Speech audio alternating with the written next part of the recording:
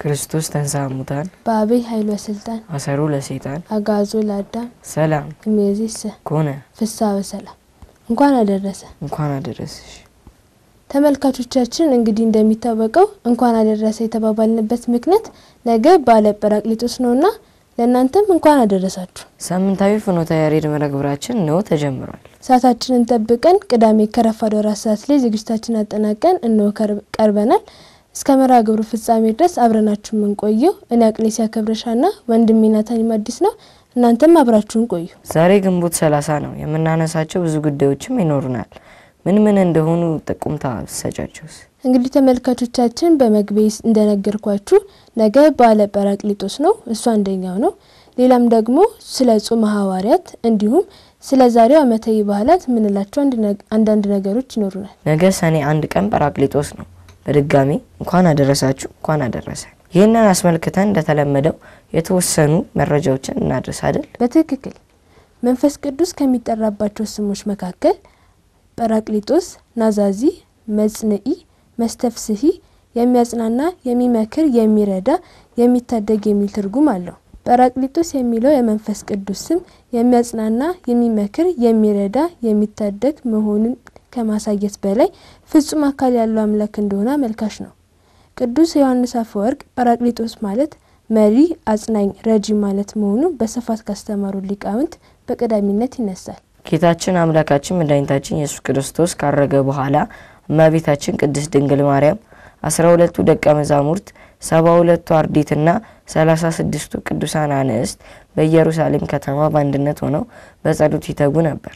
ጌታችን በሚያስተምርበት ጊዜ እናንተ ግን ከላይ ኃይል እስከምትለብሱ ድረስ በኢየሩሳሌም ከተማ ቆዩ ሲል ለሐዋርያት በሰጣቸው የተስፋ ቃል መሰረት ባረገ በ10ኛው ቀን መንፈስ ቅዱስ ልኮላቸዋል። ሁሉም በአንድ ቦታ ተሰባስበው ሳሉ እንደ አውሎ ነፋስ ያለ ድምጽ ድንገት ከሰማይ ወርዶ የነበሩበትን ቤት ሞላው። ከዚያም የተከፋፈሉ የእሳት ላንቃዎች በሁሉም ላይ አረፉባቸው። በዚህ ጊዜ ሁላቸውም መንፈስ ቅዱስ ባደላቸው መጠን በየሀገሩ ቋንቋዎች ሁሉ ተናገሩ። ሐዋርያት በጽርሐ ጽዮን ተሰባስበው ሳሉ መንፈስ ቅዱስ በእሳት አምሳል ወርዶ ሰማያዊ ሀብትን ዕውቀትና ጸጋን አድሏቸዋል። መንፈስ ቅዱስ ከወረደላቸው በኋላ በአይምሮ ጎልምሰዋል። ቆራጦች ጽኑዓን ሆነዋል። ለስብከተ ወንጌል የሚፋጠኑበትና ለሰማዕትነት የሚዘጋጁበትን ልቦና ታድለዋል። ቀድሞ ይናገሩት ከነበሩት ቋንቋ በተጨማሪ 71 ቋንቋዎች ተገልጠውላቸው ምስጢራትን በልዩ ልዩ ቋንቋ መተርጎም ጀምረዋል። ሐዋርያት በየሀገሩ ቋንቋ ሲናገሩ የሰሙ በዚያ ጊዜ የነበሩ ሰዎች በሐዋርያት ተገረሙ። ይህ በዓል ከጌታችን 9 አበይት በዓላት መካከል አንዱ ነው። መልካም። በዓለ ጰራቅሊጦስ ሐዋርያት የታዘዙት ሂዱና አስተምሩ በሚል ነበር። ይህንንም ፈለግ በመከተል ዛሬ በዘመናችን የሚማሩና እንዲሁም የሚያስተምሩ አሉና በዚህም ልዩ መርሃግብር አዘጋጅተናል። ወደ ዝግጅቱ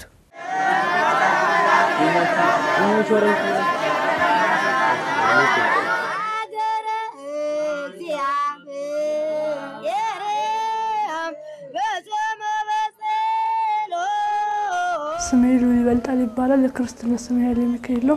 13 ዓመቴ ነው። የአብነት ትምህርት ተማሪ ነኝ። ሁሌ ከትምህርት ቤት መልስ እማራለሁ።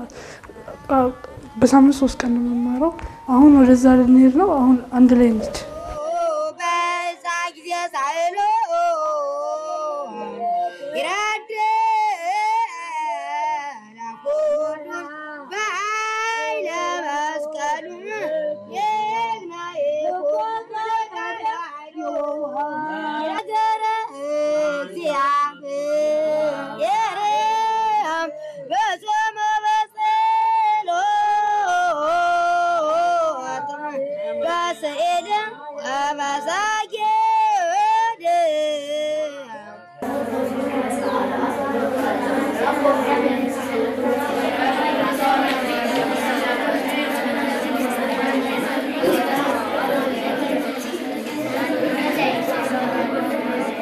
ስሜ እንዳለ ደጀኔ ይባላል።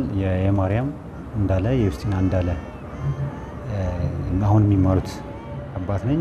ይሄ ሀሳብ የመጣ ያው ወደዚህ ሰፈር መምጣት ሐምሌ ሲመጣ 3ኛ ዓመት ይሆነናልና የሰፈሩ ስንኖር አጥቢያ ቤተክርስቲያኑ ትንሽ አይመችም፣ ይርቃል ቦታው። ልጆቻችን ደግሞ ቤተክርስቲያን እንደልብ በመውሰድ የማንችልበት ሁኔታ ነበር የነበረው። በዚህ ሁኔታ እያለን አሁን የሚያስተምሩት መምህር አክሊሉ ሌላ ህንጻ ላይ ልጆች ሌላ ተማሪዎችን ሲያስቀጽሉ እንሰማለን ማታ ማታና ሄጄን የእሳቸውን ተዋወቅኳቸውና የኛ ልጆችን ቢያስተምሩ የሚል ሀሳብ አወራቸው። ፈቃደኛ እንደሆኑ ሲነግሩኝ አሁን ሰብስባ የምታስተምረው እህታችን ምህረትን አማከርኳት ጎረቤታችን። ከዛ እንደዚህ ብናረግስ ያኔ ከገቡት ውስጥ እዚህ ህንጻ ላይ እሷም ስለነበረች አንድ አራታችን ሆነን ጀመርን መማር ጀመሩ ባለፈው አመት 2016 ላይ። ከዛ ያደገ መጣ። በየያኔ በተገኘው ቤት ነበር የሚማሩት። በዘንድሮ አመት ግን የተማሪውን ቁጥር ጨመረ። ከዛ ሌሎች አካባቢያችን ያሉ ሌሎች ጎረቤቶቻችንን ማስተባበረን ቁጥራቸው በዚህ ደረጃ ሆኖ ቋሚ ትምህርት ቦታም እህታችን ምህረት ቤት ሆኖ እንዲማሩ የሆነ ነው። ይሄ ነው መነሻው። ይሄ ነው። ስሜ ምህረት አስራት እባላለሁ። የሕዝቅያስና የአርሴማ ወላጅ ነኝ። የአብነት ትምህርት ቤት የተጀመረው እንደ እግዚአብሔር ፍቃድ ክረምት ላይ ነበረ። ያስበን የጀመርነው ክረምት ላይ ነበረ። ከዛን መስከረም ሲመጣ ሲያቆሙ ለምን የሚል ጥያቄ ውስጥ ይፈጠረ። ቅዳሜና እሁድ በረፍት ጊዜያቸው ቢቀጥሉ ልጆቹ ጥሩ መሰረት ይኖራቸዋል። ምክንያቱም መጀመሪያቸው ጥሩ ስለነበረ በዚሁ ብንቀጥልላቸው ጥሩ መሰረት ይኖራቸዋል በሚል ቅዳሜና እሁድን አመቻችተን በዛ ቀጠልን ማለት ነው። ከዛ ያው ቤተክርስቲያን ልከን ማስተማር አንችልም። አብዛኛው ወላጅ ጠዋት ወጥቶ ማታ የሚገባ ነው። ልጆቻችን የሚቆጣጠርልን ስለማይኖር እኛ ቤት ባለን ሰዓት ልጆቹም ሳይርቁብን አባታችን ወደ ቤታችን አንተን ለምን አናስተምራቸውም በሚል ሀሳብ ጀመርን። ጥቅሙ ብዙ ነገር ነው። አንደኛ ልጆች ሲያድጉ መጀመሪያ መሰረታቸው ሃይማኖታቸው ነው። መሰረታቸውን ማወቅ አለባቸው። ብዙ ጊዜ የምናስበውኛ ልጆችን ማሳደግ፣ ጥሩ ማብላት፣ ጥሩ ማልበስ፣ ጥሩ ማጫወት ብቻ ነው። ግን ያ ሳይሆን ዋናው ነገር ፈራ እግዚአብሔር ኖራቸው በሞገስ በጥበብ እንዲያድጉ የእግዚአብሔርን ቃል በውስጣቸው ማወቅ አለባቸው። መልካም ትውልድ እንዲሆኑ ለሀገራቸው እንዲጠቅሙ ለምንም ነገር መሰረት የእግዚአብሔርን ቃል ማወቅ ነውና ያንን አስበን የጀመርነው። ምስራቅ መኮንን እባላለሁ። የብሩክ ካሳውን እናት ነኝ። ወደዚህ ሰፈር እንደመጣው ማለት ትንሽ ከቆየው በኋላ ልጆች ውዳሴ ማርያም ይዘው ነጠላ ለብሰው ብር እያሉ ሄዳሉ። ከዛ የት ሄዳችሁ ነው አልኳቸው። አቸው ውዳሴ ማርያም ለነማር የት አካባቢ አልኳቸው። ከዛ እንደዚህ ብለው ነገሩኝ ማለት ነው። ከዛ እህቱ አለች። ከእህቱ ጋር ልኬ የት እንደሆነ ጠየቅኩኝና እዚህ እንደሆነ ስሰማ በጣም ቅርቤ ነው። ከዚህ በፊት ሌላ ቦታ ጀምሮ ነበር። እንደውም በዙ ማለት ቤት ውስጥ እንደዚህ መሆኑን ጥሩ የሚሆነው ከዚህ በፊት ሌላ ቦታ ጀምሮ ነበር። አራብሳ ኡራኤል ማለት ነው። የሚሄደው አስፋልት ተሻግሮ ነበር። መንገዷ ጠባብ ናት እና በቃ የሆነ መንፈስ ያስጨንቅ ነበር። አንተ ስራ ሆነ ልጅን መላክ ብቻውን አይቻልም እና አሁን ግዴታ መውሰድ ግዴታ መመለስ ነበረብኝ። ከዛ ይሄንን ባለመቻሌ አቋረጥኩት። እንዲያቋርጥ ተደረገ ማለት ነው። ለምን ሁለት አስፋልት ተሻግሮ ነው የሚሄደው። ቤተክርስቲያኑ ጋር ሲደርስ ጠባብ ነው። አሁንም በዙ ኤሪያችን እንኳን ብንሄድ ዮሐንስ ራሱ ብትሄድ የሆነ እርሻ ተሻግረህ ነው የምትሄደው። ከባድ ነው። ወደዛም ብትሄድ ወደ ንቡም ብትሄድ አስፋልት ተሻግረን ለልጆች አይሆንም። ቅርበቱ በመጀመሪያ ደረጃ ይሄ ነው። በፈለክ ሰዓት የትም ቦታ አሁን ሂድ ስትላቸው ልጆቹ ሁሉም በራሳቸው ነው የሚመጡት።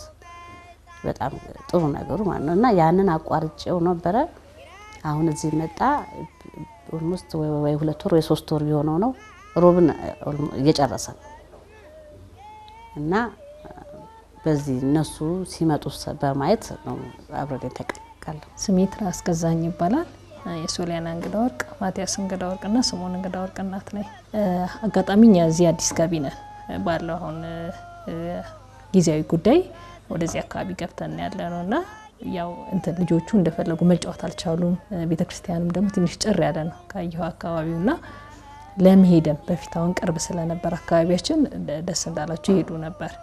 ያ ትንሽ ልጆቹን እያራቃቸው መጣ። አብዛኛው ወደ ቲቪ ወደ ስልክ የማድላት ነገር እና በተቻለ መጠን ያው እያሰብኩ እየፈለኩኝ ነበርና አጋጣሚ እንዳለ በሚባል ወንድሜ ነው እሱ እንዲያስበናል እና ምታስበሽ ደስ ይለናል ማለት ያው እነሱንም ስንነግራቸው በደስታ መማር እንደሚፈልጉ ነገሩን በዛ አጋጣሚ ጀመሩ ማለት ነው። በፊትም ትንሽ ሂንት ነበራቸውና መተው መሆን ለመማር ብዙ አልቸገራቸው። ዘደቶ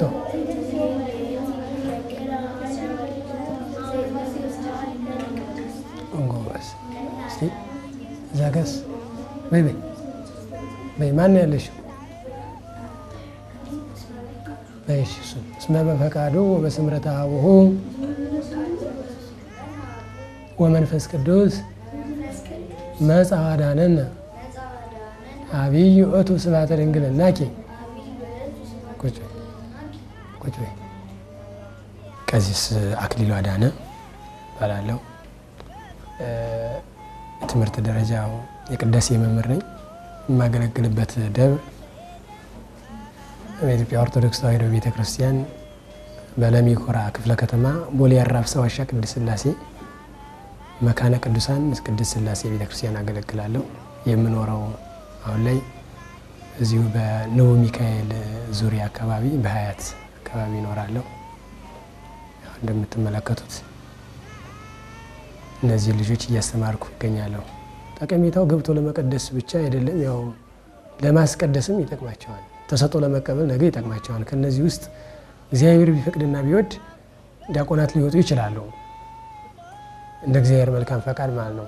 ሴቶቹ ደግሞ እንዳውም እዚህ ላይ ነው ትኩረት የምናደርገው። ሴቶቹ ምን ይሰራል ለሴቶች ቄስ ትምህርት የሚሉ ሰዎች ስላሉ ሌላውም እንድማርበት የዘወትር ጸሎት እዚህ ጋር አሁን ዛሬ ያያችኋቸው እነዚህ ህፃናት የዘወትር ጸሎት አልፈው የዓርብ ውዳሴ ማርያም የደረሱ አሉ። ከሴቶች እንኳን ማለት ነው እስከ ሮብ ውዳሴ ማርያም የደረሱ አሉ። ይሄ ቀላል አይደለም። አሁን አብዛኛውን ቲቪ ላይ ከሚያዩት ይልቅ አይ ዛሬ እዚህ ጋር መድረስ አለብኝ እንዳልኩ ደግሞ እኔ ትንሽ በዛ ያሉ ልጆች ነው ያሉኝ።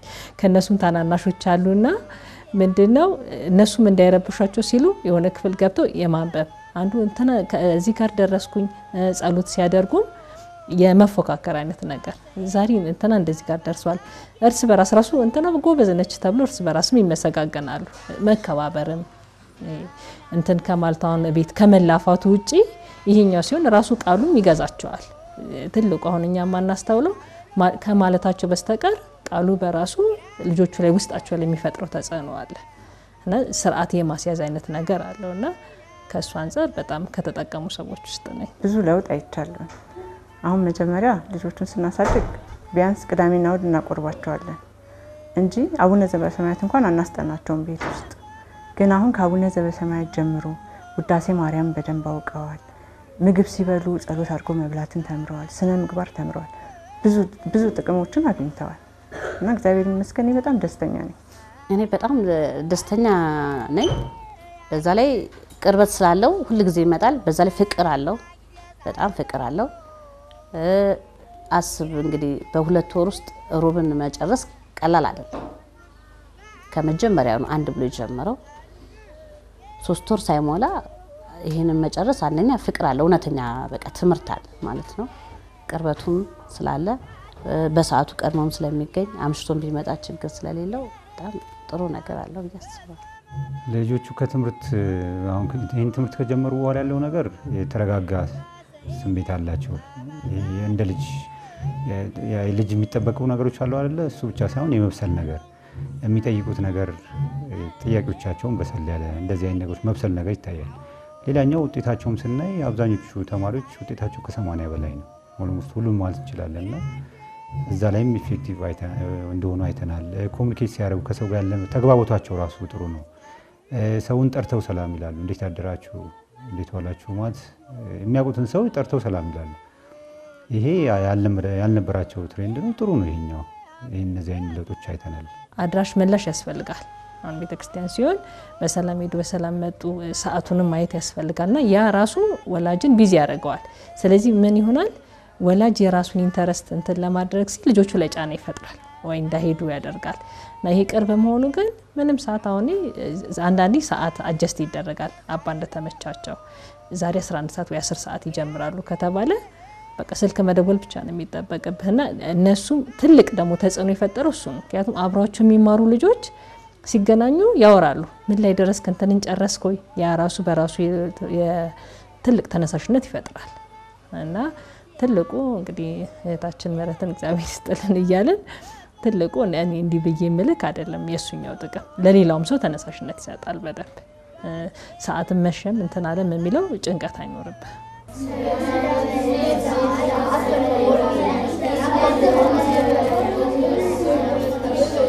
በቃ ቆይና ዛሬ ከመካከላችሁ የሚፈተን ሶሊያና ነይ።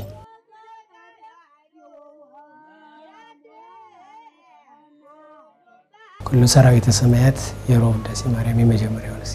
ውዳሴ ለእግዝእትነ ማርያም ድንግል ወላዲተ አምላክ ዘይትነበብ በለተነሙ ኩሉ ሰራዊተ ሰማያት ይብሉ ብፅዕት አንቲ ሰማያት ዳግሚት ይበሉ ሆህተ ምስራቅ ማርያም ድንግል ከብካብ ንጹሕ ወመራ ቅዱስ ነጸር አብ ሰማይ ወይረከበ ዘከማኪ ፈኖ ዋህድ ወተሰባ ምንኪ ሰዓሊ ለነ ቅድስት። ጎበዝ ጎበዝ ጎበዝ፣ አጨብጭቡላት። እዛው አለች አይደለ? መወድስ ከተለለባቸው ወድስ። እስኪ ዛሬ የምትፈተነው የሮብ ውዳሴ ማርያም የመጀመሪያው። እሺ ረከብኪ ጸጋ በለሽ። የሮብ ውዳሴ ማርያም ረከብኪ ጸጋ ጸጋ መንፈስ ቅዱስ አደረ ላዕሌኪ ወኃይለ ልዑል ጸለለኪ ኦ ማርያም አማን አለኪ ቅዱሰ መድኅን ለኩሉ ዓለም ሰዓሊ ለነ ቅድስት። ጎበዝ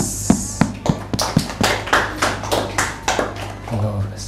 ከህፃናት መካከል ደግሞ ከትንንሾቹ አርሴማ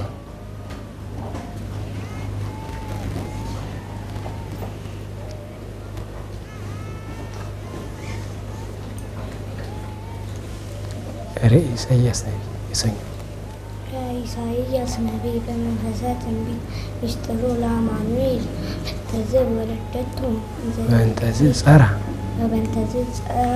ዘይብ ሕፃን ተወልደ ለነ ወልድ ተውበ ለነ አሊለነ ቅድስት። ጎበዝ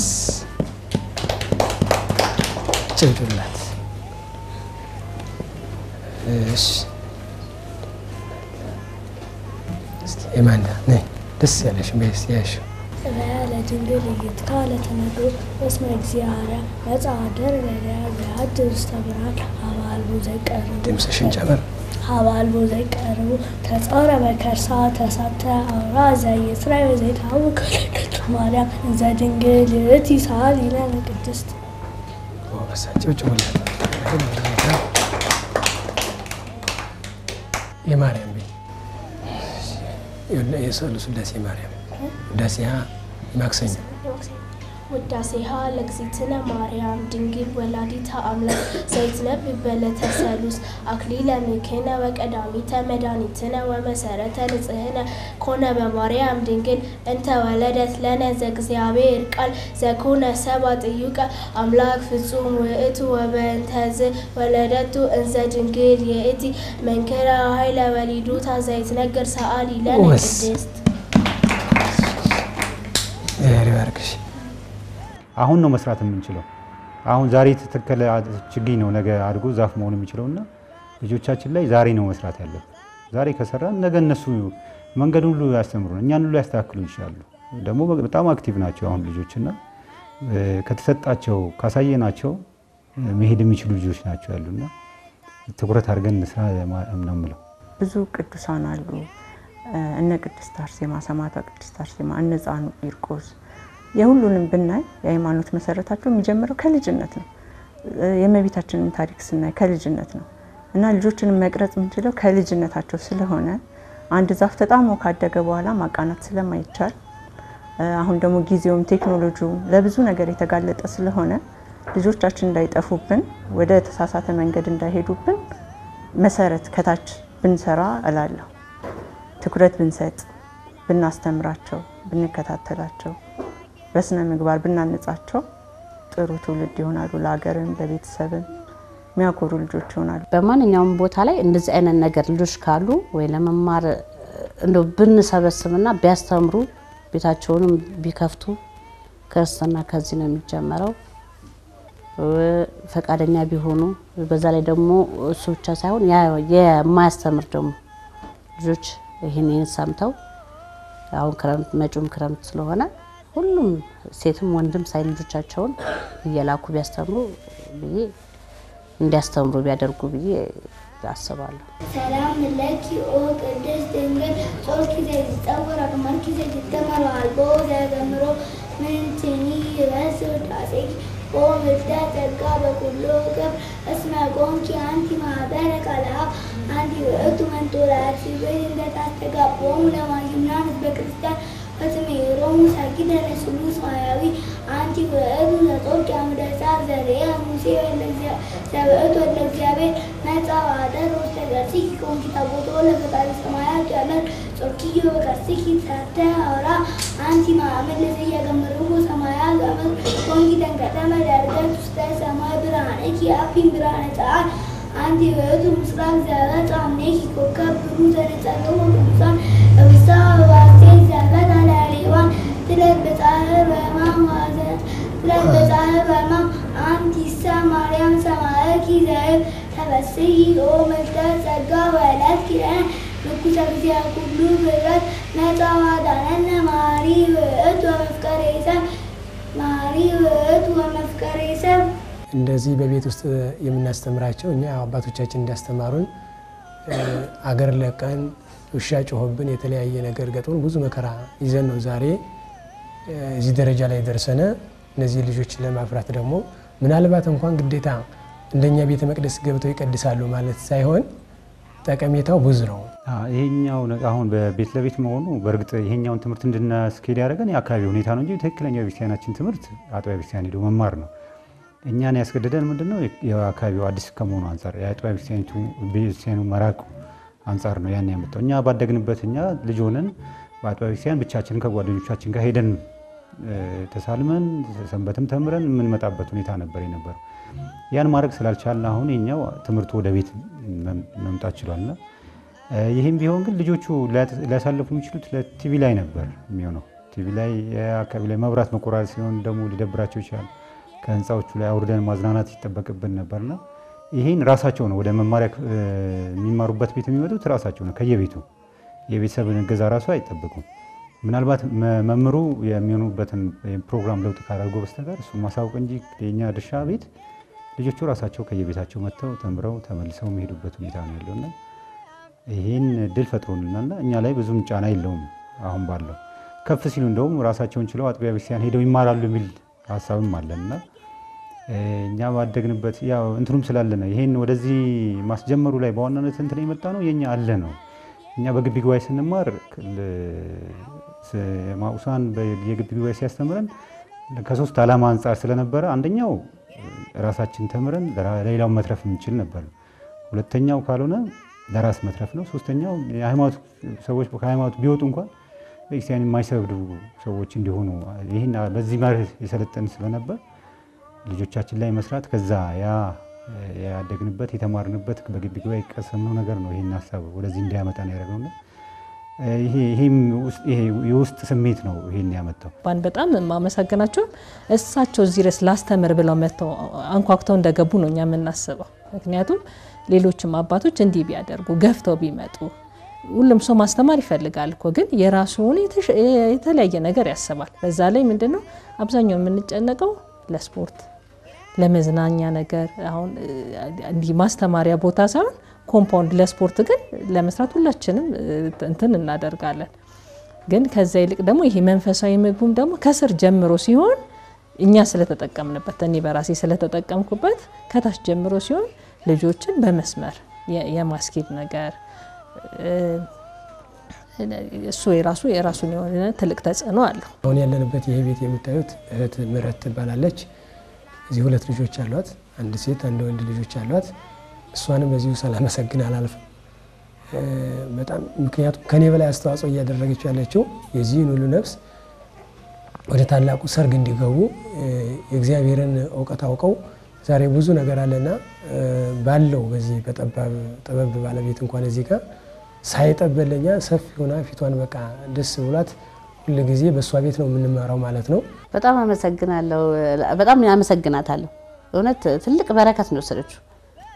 ትልቅ በረከት አንቺ በእኛ ልጆች ራሱ በዚህ በልጆች ራሱ ብዙ በረከት አግኝተሻል እና እንደው ቀናሁብሽ ሁሉ እላታለሁ።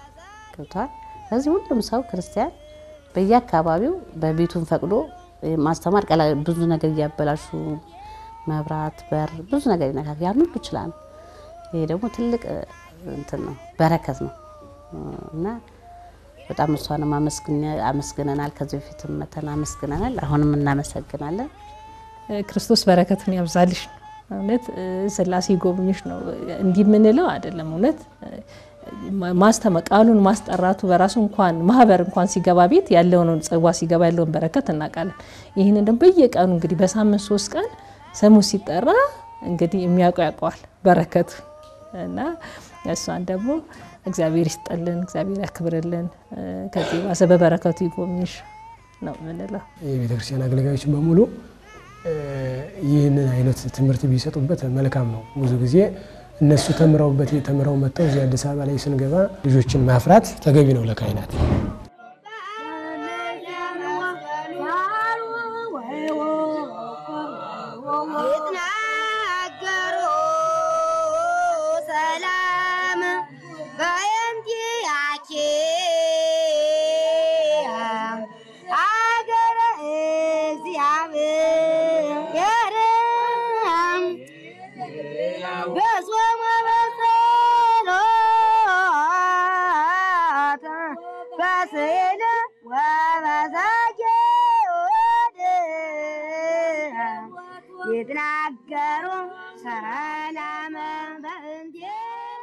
ከዝግጅቱ ተመልሰናል። በዝግጅቱ ላቀረቡልን በሙሉ ቃለ ሕይወትን ያሰማል።